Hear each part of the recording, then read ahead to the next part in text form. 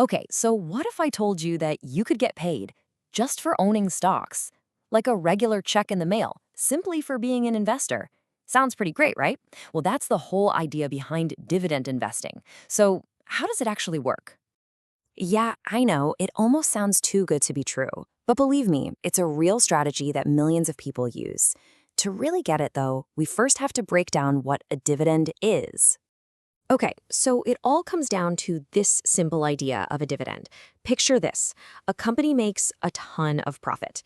Now, it has a choice, right? It can pump all that cash back into the business to grow bigger, or it can share a little slice of that profit with the people who own the company. That's the shareholders, you. And that slice of profit, that's the dividend.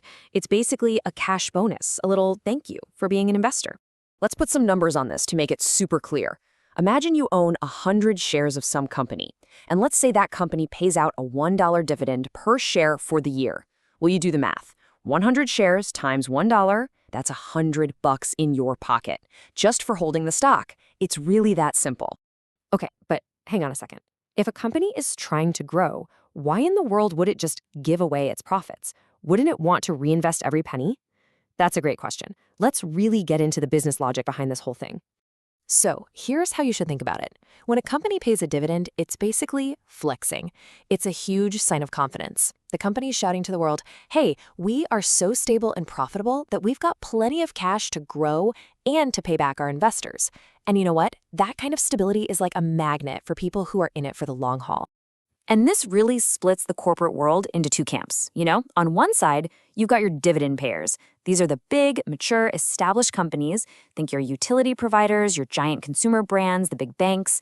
They've already done most of their crazy growing.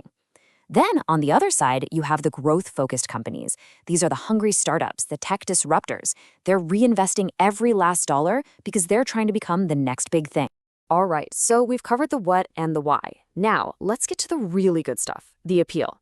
Why do so many investors absolutely love this strategy? There are 4 huge perks, so let's break them down. I mean, the appeal is pretty clear, right? You get a steady stream of income.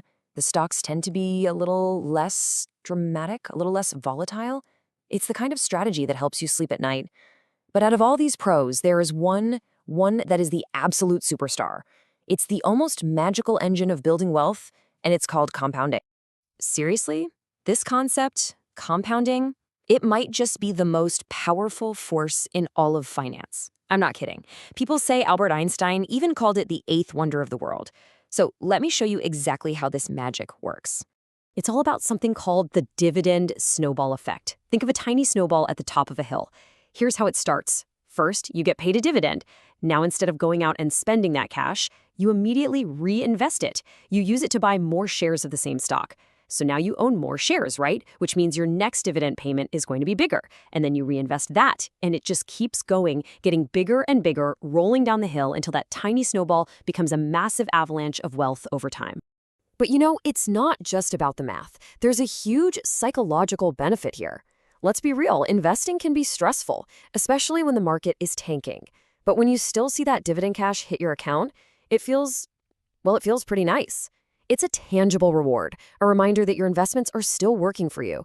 And that feeling can be just what you need to stay calm and not panic sell. Okay. So far, this sounds amazing, right? Passive income, compounding magic. But hold on. Like any strategy, it is not all sunshine and rainbows. We've got to be real here. So let's pull back the curtain and take a hard look at the not-so-fine print. So what's the catch? What are the trade-offs? Well, for starters, these companies are usually mature, which means their stock price isn't going to grow as explosively. Second, and this is a big one, dividends are not guaranteed. If a company gets into trouble, they can slash that payment in a heartbeat. Third, you've got taxes. That dividend income can get taxed, which eats into your returns. And finally, there's a concept called opportunity cost.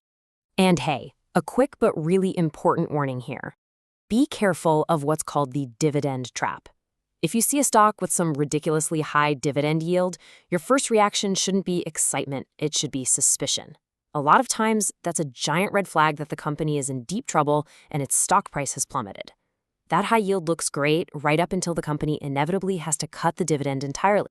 And this really gets to the core of that opportunity cost I mentioned. Think about it. every single dollar a company pays you as a dividend is a dollar it can't use for something else. It's a dollar it's not spending on research and development, on creating the next big thing, or expanding into new markets. So by taking that cash today, you might be giving up a shot at way bigger growth tomorrow. So there you have it. We've laid out the good and the bad, the steady income versus the slower growth, the psychological comfort versus the opportunity cost. All of this leads us to the single most important question. Is this the right strategy for you? This chart really puts the two philosophies head to head. On one side, you have dividend investing. The whole focus is on income. You're dealing with mature, stable companies, and you get regular cash flow. It's generally a lower risk game. Then you have growth investing. Here, it's all about the stock price going up, up, up.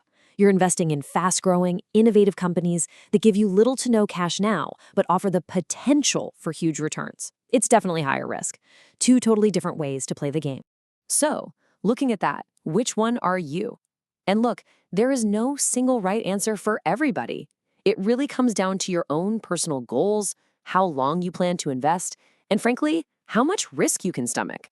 Now, dividend investing might be a perfect fit for you if you want income sooner rather than later.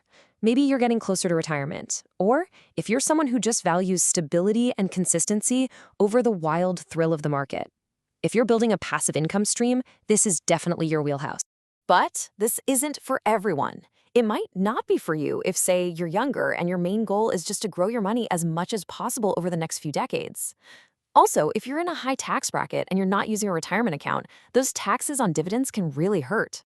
And of course, if you find yourself just chasing those super high yields without understanding the business behind them, you're probably heading for trouble. So that's where we land. It really boils down to this question. What are you building? Are you building a steady, reliable stream that will pay you consistently over time? Or are you building a rocket ship, hoping for explosive growth that could take you to the moon? Neither one is better than the other, but figuring out which one is your vehicle, well, that's the key to creating an investment plan you can actually stick with for the long haul.